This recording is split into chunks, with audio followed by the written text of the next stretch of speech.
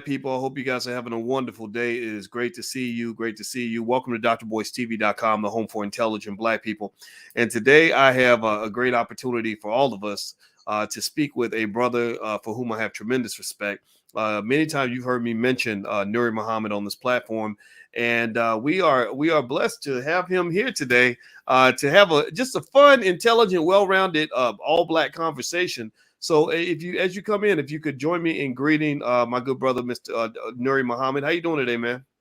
Oh man, I'm doing good. Feeling good. Thankful for life, health, and guidance, and really excited to share space and time with one of the greatest freedom fighters and warriors for our people that we've produced in many centuries, the great Dr. Boyce Watkins. So I'm happy to be in sharing space and time with you, my brother and mighty warrior and comrade in this struggle.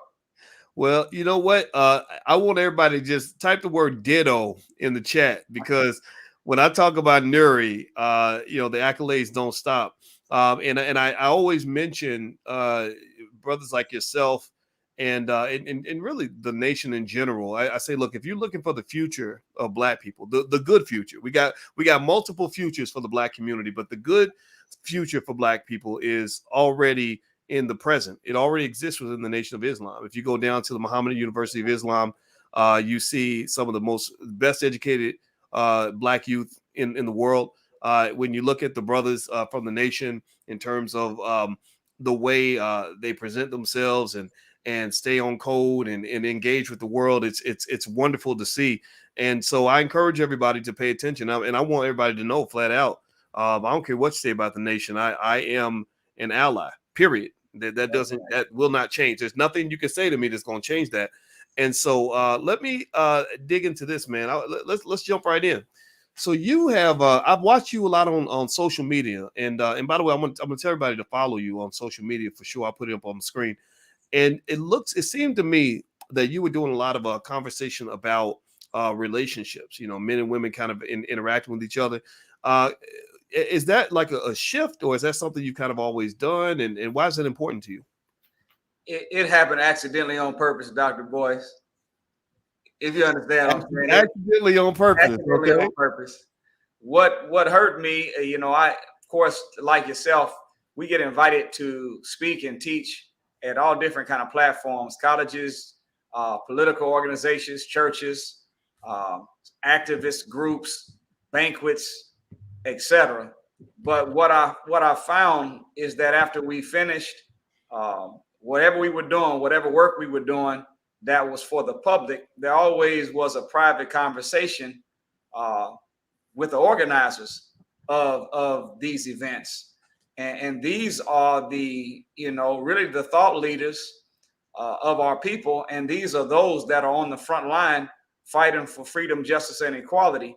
And what we found, Dr. Boyce, in the private sets is that almost all of the leadership was having problems in male and female relationships.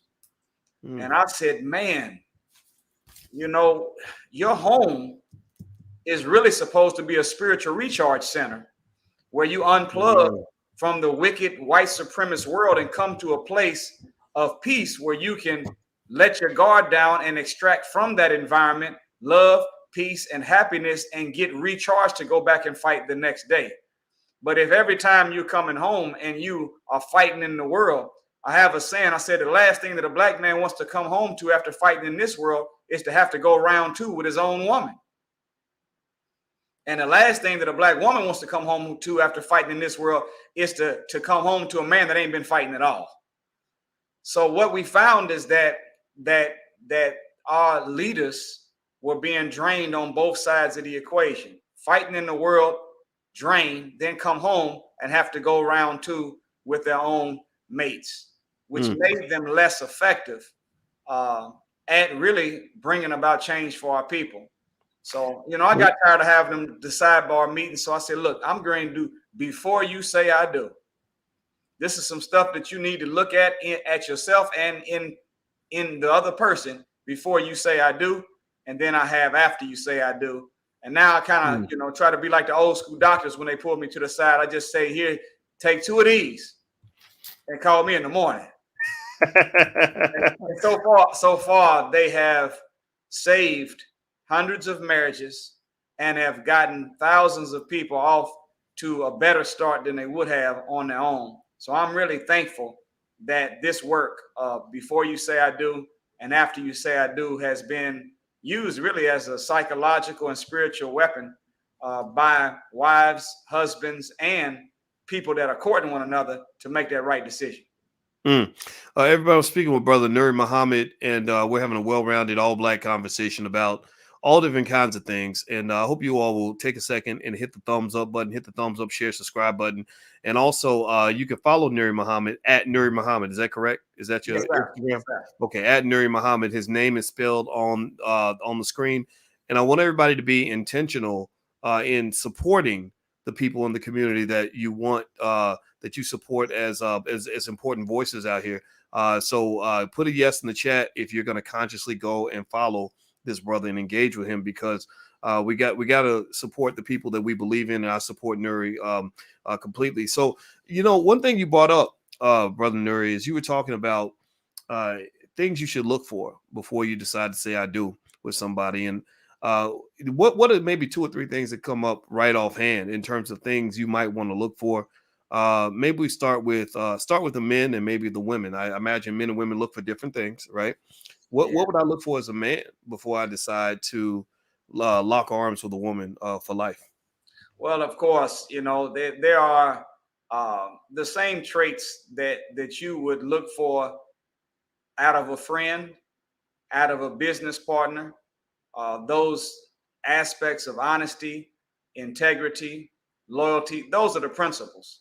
But what I recommend to every brother and sister to do, before you get married, make a description of what an ideal man looks like if you're a woman, and make a description of what an ideal woman looks like to you if you are a man. And as you begin to court or interview the potential mate for your life, you want them to be able to already have in the present 7 out of 10 of the items that you have on the list. And of course, you all can work together and bring out those other 30% or those other 3. Now, if you find somebody, so teaches the Honorable Minister Louis Farrakhan, that is 70% of what you already are looking for in an ideal man or woman, that's compatibility. You can work on the rest. Our problem is that we find somebody and we see somebody, we got a list of 10 things. There are 3 of them, and 7 of them we think that I'm going to love him in such a way. Wait till I put this food on him and that good, and by the time I get finished, he's going to be. No, whenever you get married to a man or a woman, you're not supposed to look for a project. You're supposed to be looking for a partner to help you with some projects. If you find somebody that's 70% of what you're already looking for, that's a partner. But if you find somebody that's only 30%, that's not a partner. That's a project. And you can go to aisle 5 at Walmart and find a project. That's not what you're supposed to get when you're looking for a mate. So I would say that, you look for that match, that mate. And I'm 100% for, as the Most Honorable Elijah Muhammad and the Honorable Minister Louis Farrakhan teaches, I'm for a black man being with a black woman. You can't call somebody a mate or a match. You can't call a red shoe a mate or a match for a green shoe. First thing you're looking for is it has to look the same and be the same color. So look for a black woman, black man, and look for a black man, black woman, and then go down the list of those traits and qualities that you describe as an ideal man or woman, and make sure that you've got spiritual traits at the top and not physical traits at the top. You should not have as your number one, he's got to be bald head, dark skin, with broad shoulders. That should not be at the top 3 of your list. It should be the spiritual traits, and the same for the brothers. Well, in a way, it almost, if you think about it, right? And that's kind of how we do. Well, not we, but you see people picking mates in that way, right? I work from the outside in and not from the inside out. And even I did that when I was young. You see a beautiful woman and you just gone, and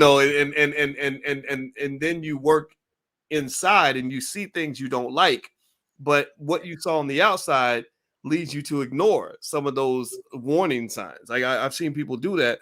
And so in a way, it's almost like picking what I want to eat for dinner by thinking about the dessert and then working backward to the vegetables and the meat or whatever it is that I'm going to eat, right? When really maybe I should look at the health of the meal first and say, okay, amongst the healthy meals, which one tastes the best? Now you teach. Now you teach. See that, and that's we got bad math. The fact that in the United States of America, counting black, white, Indian, Hispanic, Asian, there's a 50% divorce rate in America. That means that 1 out of 2 couples that you see are not gonna make it. But in the black community, black people in America, we have a 75% divorce rate. That means that for every 4 couples that you see, 3 of them are not going to make it. And more than likely, it's because they had the wrong criterion whenever they was choosing that person that they was going to call the partner for the rest of their life.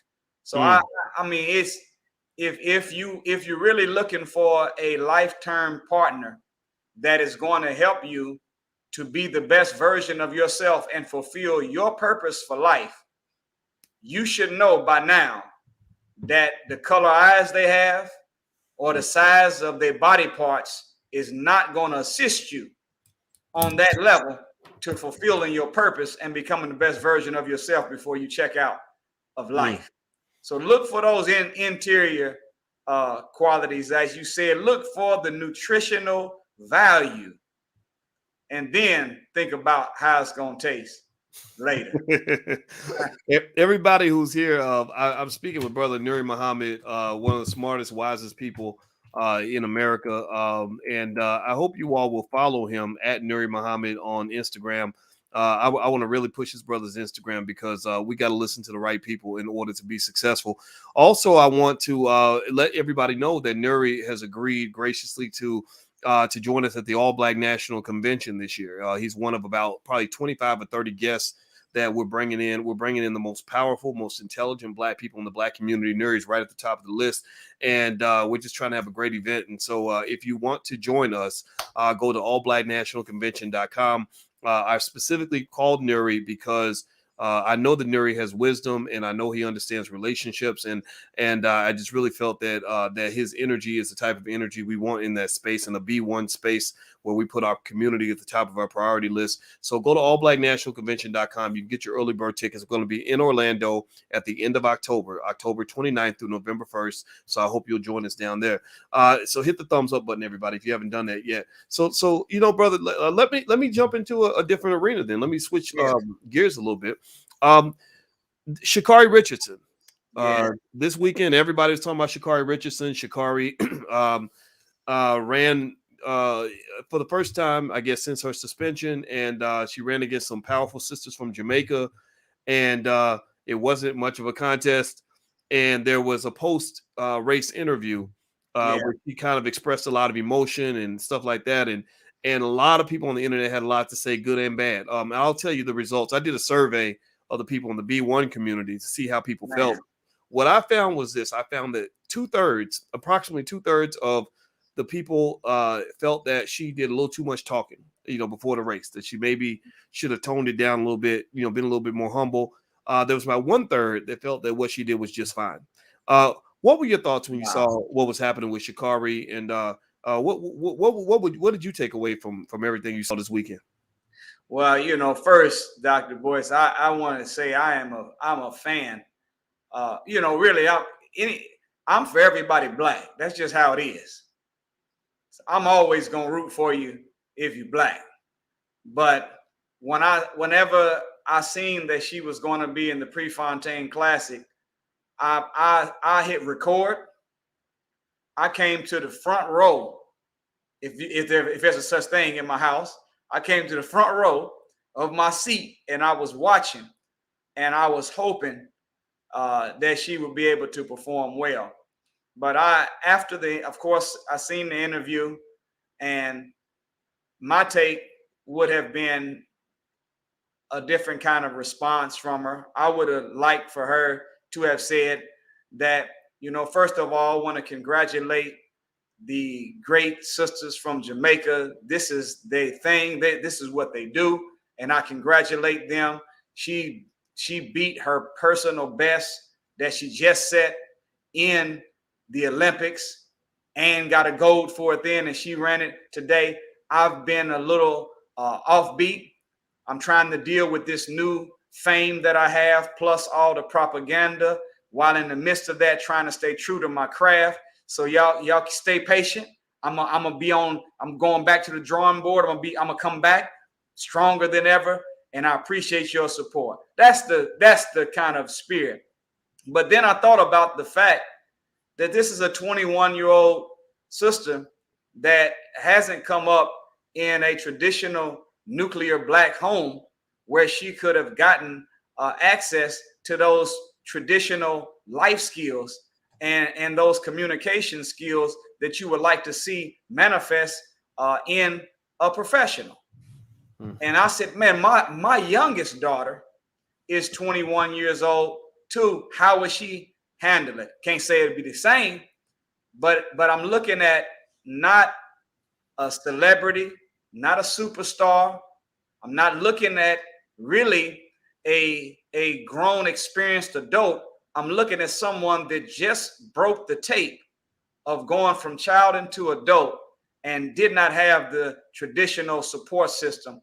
So I'm proud to see that she still has fight, drive, and focus. And I'm hoping that she'll learn from the mistakes and let her actions speak for her. Get on the track and do your thing. You don't have to sell yourself no more. We already bought in. Go ahead and show up and do your best. But it would have been good for whoever gave her food to prepare for the race. They should have, of course, had a nice bowl of bean soup. Would have been good for her. She could have had some vegetables and some wheat bread, and would have been good if she had just for dessert a small slice of humble pie. Small slice of humble pie. But I think her future is bright, and I'm still in the corner, still rooting for her. But I'm hoping she's in a field that I really like to watch, because track and field to me is one of those sports where the people in the sport, number one, I see spirituality from them. Number two, I see a camaraderie among them, even whenever they're from a different country. And number three, there's a certain class and ethics that people in track and field generally have. I think that if she stays in the profession and lets that culture of spirituality, class, and camaraderie rub off on her, that she's going to be much more effective in the sport than creating rivals off the field and on the field. Well, what kind of stood out to me, man, is first of all, the way I kind of process things, I see it as a lot of what you're saying, right? For guys like us, we see Sha'Carri Richardson, we see our children. We have an 18-year-old we just dropped off to college, and and you wish you could be her father to kind of get on the phone and say, okay, that's not exactly how you want to handle things. And what I have observed is that for a lot of our young people, particularly those that don't come from a solid family structure, there's a lot of influences out here. There's a lot of people that would get in her ear and say, you're the center of attention. You're the one who matters. Who cares what anybody else thinks? You go out here and you just do whatever. And then you see, some of these young people drive themselves right into a ditch because they're maybe listening to, their favorite rapper or getting caught up in the hype. And so voices like ours are not always the first voices that they want to hear, and I think that it speaks to something that, and I'd like to get your thoughts on this. When you go back, in fact, we're slightly shifting, gives a slight pivot, but still with the Sha'Carri thing in mind. One of the things I noticed is that there are so many of the more intelligent celebrities and public figures who will reach out to Minister Farrakhan or people like yourself to get that kind of advice, right? To get that kind of wisdom to kind of say, okay, how do I navigate this situation? And And this is the narrative that people like myself know about. You know it far Right. better than I do. But that's not the narrative that's played out in media, right? We know media has decided that Farrakhan represents something, that is way over here, and they're not going to get away from that because the propaganda is too strong. But a lot of Black folks can benefit from hearing, this kind of wisdom that you just shared just now, right? Yeah. And I know personally when I speak to you and or either Dr. Wesley or anybody, a lot of people from the nation, it's like you hear it, you're like, okay, that makes sense. That makes sense. Be humble, be ready, be decent to other people, do your best. You are special, but also the camaraderie is best. These energies feel really good, and I think that sometimes we have other influences that push us away from that toward the Yeah. toxicity and the volatility. So, without me even laying that as a question, I know you're a smart man, and I'm sure that everything I just said, because I spoke a little bit too much, I apologize, but No. everything I just said, I'm sure has spurred some thoughts. What comes Yeah. to mind when you process everything I just said? There was a study, Dr. Boyce, that Dr. Jawanza Kunjufu revealed in his multiple books countering the conspiracy to destroy Black boys. But he found in his study and research from the University of Michigan that in the 50s, the top 3 influential forces in a Black child's life was home, church, and school.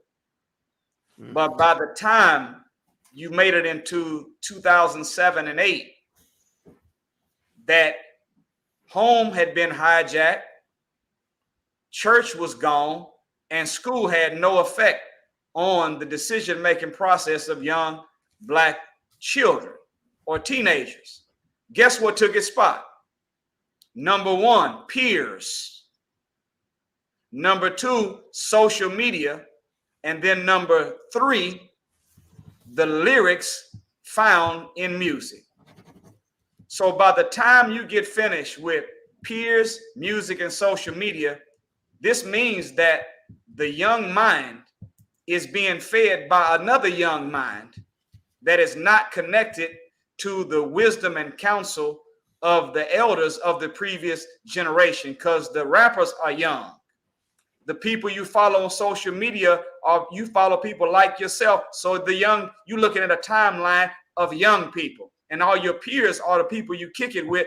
They're young. So what happens, as Jesus said, when the blind lead the blind? Both of them gonna fall in a ditch. So that mathematics, it was done intentional, where they hijacked the divine authority of shaping and molding Black children's mind, which should be mama and daddy, and then those institutions of reinforcement, which be religious houses and educational facilities. Those don't have juice no more with the young mind.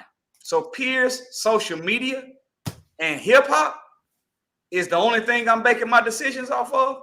So I'm bound, to be in a bad situation. So those brothers and sisters, as you said, that break out of their box, and this is the truth. Like I know, Dr. Boyce, that whenever all the daytime struggle is over, when you laying down in the quietness of the night, sometime, I don't know about you, but I reflect on what I could have did, should have did, or would have done, where I would be if I had did certain things when I was young. And then I come to the realization I can't go back in time and fix it. But I know some young brothers and sisters that are the age I wish I could go back to. So I never take speaking engagements in no city unless the people that are inviting me can guarantee I'm going to be able to get into a high school, a junior high school, or an elementary school, or many of them. Because at the end of the day, somebody has to go into the mind of these young soldiers and really debunk the self-destructive, self-defeating thoughts that have been dropped in their mind by spirit killers, aspiration assassins, and dream snatchers, and redo it and validate them, encourage them, where they'll start knowing, you know what? Let me get away from just listening to people that's on the same level as me, and let me find my uncles, my aunties. Maybe they don't live with me, but let me find somebody that has been where I'm trying to go so that I can get there faster than they got there. So that's the math, you know. That's what happened. We got our spots hijacked, and it was done intentionally by our enemy. And we got to come as parents and take it back. You said spirit killers, aspiration snatchers. Is that right? Aspiration assassins and dream snatchers. Okay, aspiration assassins and dream snatchers, and that acronym is SAD. That SAD. Wow. So yeah, I remember things, brother, with acronyms. Wow. And I was taking notes. You multiply that SAD, spirit killers, aspiration assassins, and dream snatchers. Multiply that SAD by the other SAD, the standard American diet. And when you put them two together, we got a concoction and a recipe for disaster. Wow. So and I'm gonna say this, you know, when I talk to you and you talk to me, we call each other brother. You know, I was talking to Sister Taryn earlier today, one of the producers and helpers on your staff. I call her sister. See, if I'm Sister Taryn's brother and she's my sister, that means my son is her nephew and her daughter is my niece. So when we really start identifying one another as brothers and sisters, then we take on a family problem concept and we begin to look out for one another. And you'll be surprised. Sometimes your son and daughter can get a message better from their uncle or auntie than they can from the father or the mother. But if we get to that point or return to that point where we start calling each other brothers and sisters, and then by proxy, calling our children each other's nephews and nieces, then we're going to do everything we can, every opportunity we get to pull their coattail to help them to go on the right path. And we might find ourselves back in that number one spot where they'll be leaning on wise adults that can help guide their life. Everybody, I'm speaking with brother Nuri Muhammad. Nuri Muhammad is from the Nation of Islam, and he is obviously a brilliant black man that everybody should follow. Follow him at Nuri Muhammad. I put his name on the screen so you would spell it correctly. He's also joining us at the All Black National Convention, which takes place at the end of October 29th through November 1st. You can go get your tickets if you'd like to join us at allblacknationalconvention.com. Bring your family, bring your church group, bring your spouse, bring your investment club, whatever it is you want to bring.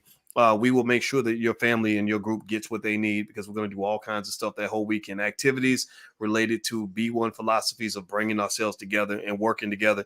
The other thing too is to dig deeper. You guys may know on Wednesday nights at 8:30, we're reading Dr. Claude Anderson's books. We're going through with a fine-tooth comb his book, Black Labor, White Wealth. We're going to do Powernomics next. So this is a community book club. It is free to the public. And you also get access to the life class I put together free. It's all free. Go to blackkeystogreatness.com if you'd like to join us. This is something that I want to do because I agree with what Brother Nuri is saying when he says we have to become the school system for our children. We are the school system. Ain't no Chicago public schools. I ain't worried about that. I look at the Nation of Islam. I went to the Muhammad University of Islam, and there is no dilemma about how do we educate these black children. We just can't figure it out. You know, they say, well, we just don't know that 1 million black boys can't read at grade level. We don't know what to do. Well, they know what to do. They just go visit the Muhammad University of Islam. Those young people were asking me questions. They were 13 years old, asking me questions that graduate students ask. So just stop it. They playing games with y'all. Now let me go ahead and just show y'all in terms of the notes I was taking with what Brother Nuri said. And this is a good way to help you remember this. I use acronyms to remember things. He said that according to that study by Jawanza Kunjufu, the 3 influences, pay attention now. I need y'all to let me know. Give me a yes if you're hearing this. The 3 primary influences of black boys particularly were school, church, and home. School, church, and home. That's SCH. First 3 letters of the word scholar is SCH, right? That's how I'm going to remember that, right? So we were making them into scholars by school, church, home. Then it got replaced by peers, music, and social media. Well, so they took your boys from SCH and they gave them PMS. So So now,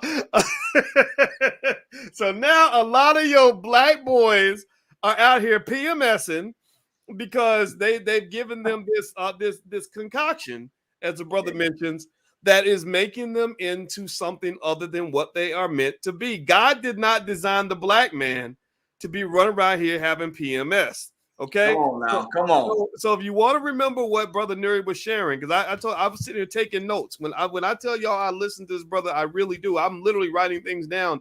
I want y'all to carry this away with you. Share this with the people in your family because we can do this. We don't. These influences don't have to have any influence over us if we don't allow it to.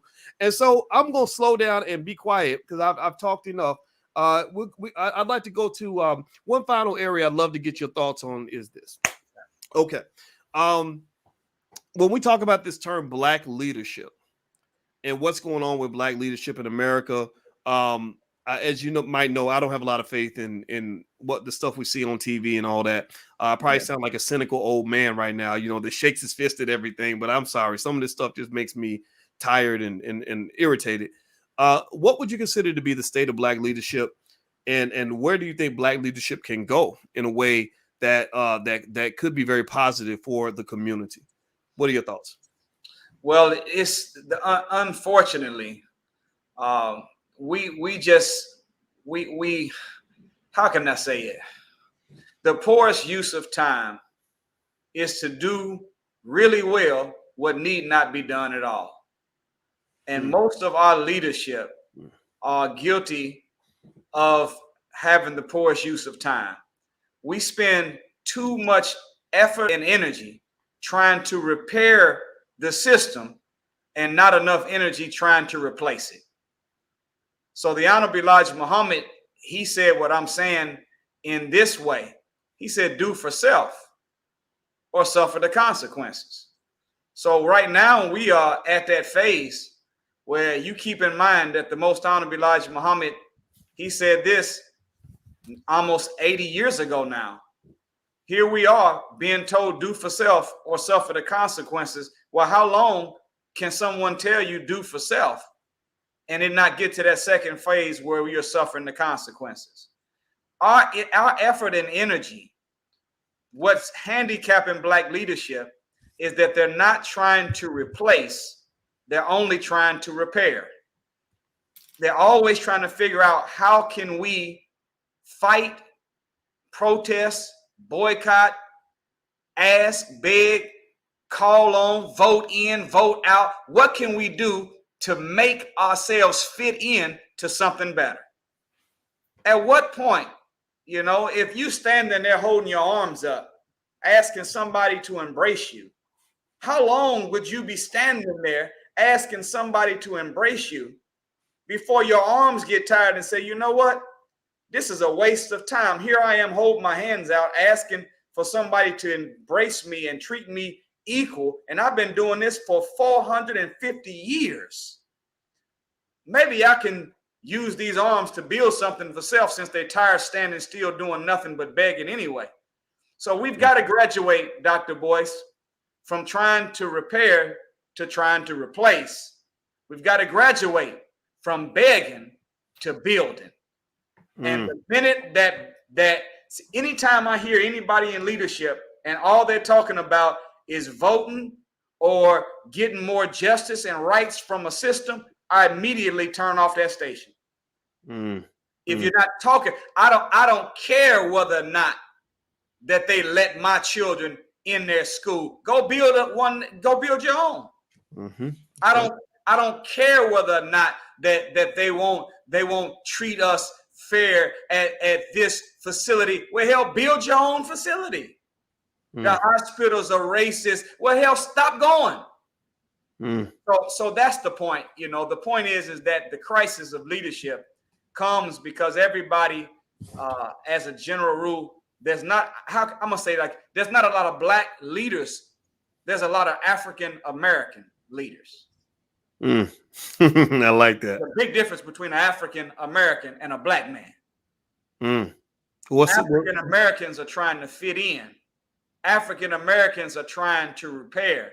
African Americans love to beg, but black people, they want to replace. Black people want to build. They don't want to be second-class citizens in somebody else's house. Black people want to have their own home that they can call their own. I think it was Billie Holiday. It was a little before my time, but did she say something about mama may have? Yeah, I don't remember the exact words, but And Papa may have, but God bless the child that has its own. there you go. So if you're in leadership, stop begging. If you're in leadership, stop wasting so much energy trying to repair and fit in, and start investing your time and energy building something for self. You don't like the way they treat you? Well, then replace it. The school ain't right, replace it. You don't like the way that they handle you in the court? Well, replace it with your own conflict resolution centers in the environment you live in. Whatever problem you have, stop asking them and begging them to be better towards you, and do something for self, and let's be better. So that's the crisis. That's the crisis. And I found out this, Dr. Boyce. I went and seen some of the college degrees that people have. And I took it out the case and flipped it over. And no matter what the degree was on the front, on the back, almost all the degrees were in fit-in-ology. You said something the other day. Colleges do not produce Black wealth. No, they don't.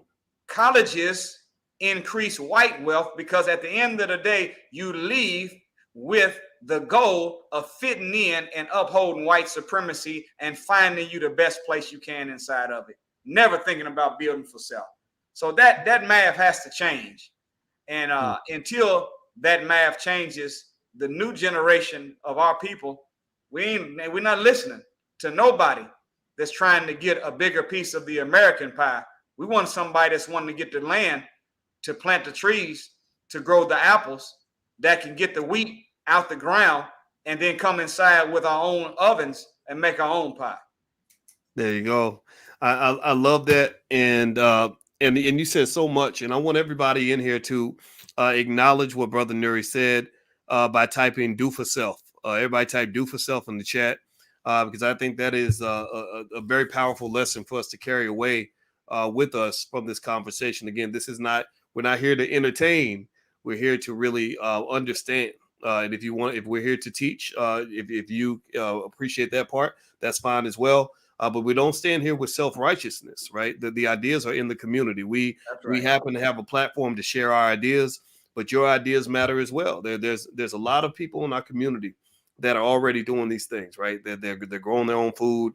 They are educating their own children. They are running great businesses, and shout yourselves out if you're doing that. They're raising extraordinary young people that are going to be the leaders of the next generation. And so I want to acknowledge all of you in the chat as well that are already doing it, and to just know that we don't sit here. Sure, if we can be people that can guide you, then we're glad to do that. But we don't sit here and pretend to know all the answers. I don't want to be the alpha and the omega and the be all end all. I think that we are all that we need. We. That's the word, like the French. We. All right. So everybody, just a quick reminder who I'm speaking with. I'm speaking with Brother Nuri Muhammad from the Nation of Islam, and you should follow him at Nuri Muhammad, Nuri. And also allblackeconomics.com is where you can go to sign up and get free information from the Black Business School. Write that URL down, and I'm also put Nuri's social media on the page. And I'd like everybody, if you could, type a yes in the chat to acknowledge to me that you're going to go right now to Instagram and follow Brother Nuri. Follow him. We need to support the same way people support their rappers, their favorite rappers. We got to support our favorite thinkers. And so I want to intentionally, remember, consciousness means consciously doing the things that matter, not saying I'm going to do it later or, oh, yeah, that's a good idea. No, we got to be intentional because if you give me a small group of intentional people, that is more than a million brainwashed people any day of the week in terms of impact and power. If you are intentional, that means you're going to be efficient and effective at achieving your goal. which is That's going to right. push you right past all the weak people in a second, right? So let's start being intentional about this. And I'm publicly supporting and endorsing everything this brother's doing, and because these are the solutions that I believe in, and I hope that you all will go and be a part of that and support and everything else. So I want to say thank you, brother Nuri. It was great to speak to you as always, man. Man, my honor and privilege, and I look forward to us in the end of October and the 1st of November at the uh, Black National. Am I saying it right? It's close enough. The all black. We say All all black. black, but Yeah, not just hey. black, all black. All black national convention. And I hope that you all will invest in yourself and come on out and join us. And I guarantee you'll leave the sessions with the great minds that Dr. Boyce has coming with more faith, more knowledge, more willpower, and strategies for economic independence for yourself and family, that you might be able to build a legacy that God and your ancestors will be proud of. Yes, yes. Remember, if you are the family, you are the school system. You are you are the economic system. You can be the family bank. You can be all these things that you think society gives to you. You can have that in your own house. You are the institution, and I want everybody to practice thinking that way, so that you'll feel empowered enough to go and do what you got to do. So the URL, if you want to get super early bird passes for the All Black National Convention, if you are going to come and you get to the early bird pass, just know that does help us. We had to put up to $100,000 on the line to make this happen. So I'll be transparent about that. So your support means everything. We are going out of our way to make sure we give you exactly what you need. We are going to have spaces for vendors as well, because we do not want corporate sponsorship and we do not want any government money. So this is not Black leadership brought to you by McDonald's. This is Black leadership brought to you by the B1 community, by Black people. And so, and also, if everybody who wants to get a discounted hotel, we got the hotel. It's a beautiful resort with 9 restaurants and everything else. If you go to abnchotel.com, you can actually get $100 off your hotel room. We got them to drop the price from about $270 to about $160, right? So it's not very expensive. The rooms are beautiful. So feel free to go to abnchotel.com if you want to lock that in. So thank you very much, Brother Nuri. It was real. You, sir. All right, all right, and everybody, hit that thumbs up button on your way out, and don't forget to follow Nuri on social media at Nuri Muhammad. God bless everybody. I'm gonna take me a nap. I'll see you all soon. Take care. Bye bye.